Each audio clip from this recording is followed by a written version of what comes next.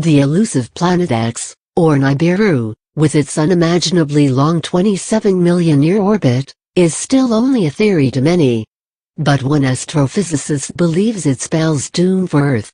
Nibiru's arrival this month, he says, will bring about a mass extinction of untold proportions. The celestial body, theorized in many an ancient text, most notably among the Sumerians, is predicted to be 10 times our size, and is currently still thousands of times further away from us than our Sun. But if the latest research is correct, something is having a skewing effect on a group of objects in the Kuiper belt, just beyond Neptune. And it's closing in fast.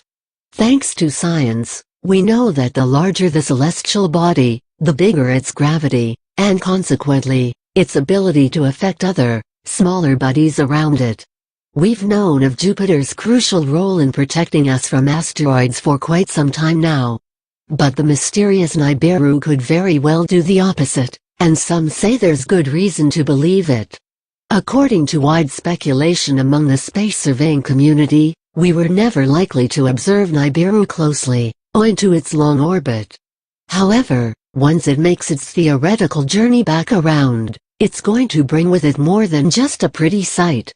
Some say the mass extinction some 27 million years ago was caused by just that, comets and other space debris pummeling Earth and wiping everything out.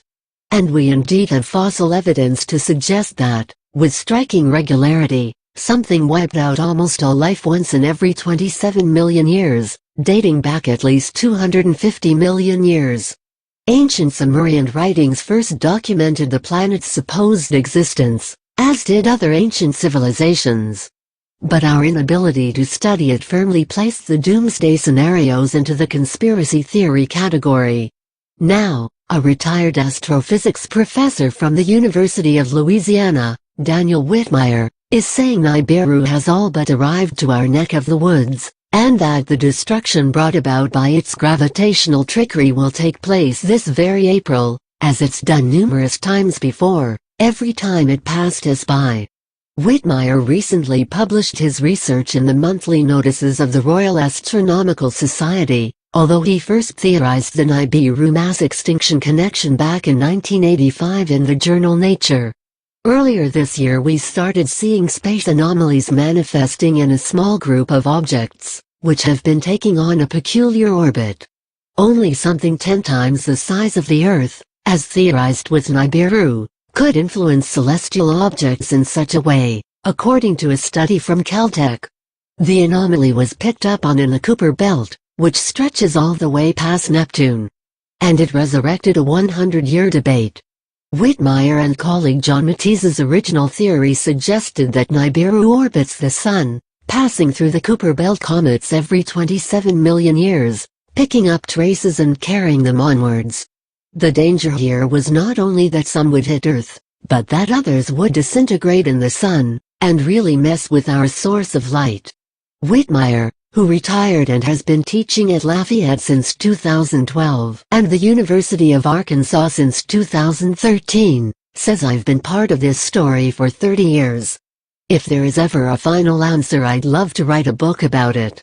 But not so fast, say other astrophysicists Konstantin Batygin and Michael E. Brown, the Caltech scientists behind the research into the Kuiper belt objects that Planet X, Nibiru, was supposedly affecting. In fact, what they suggest is a Planet 9, but the distinction seems to have been lost on many in the public, owing to the huge body of dramatic mythology about Planet X. Whitmire has been speculating for decades about a very distant, very massive planet pushing comets around. It has to have an orbital period of something like 27 million years, Brown told Discovery recently. But he also maintains that the orbit of the mysterious body that will have affected the objects would only take 15,000 years, nothing akin to what Whitmire suggested. Nor is there any credible evidence to suggest Planet X exists, at least not from the Caltech study.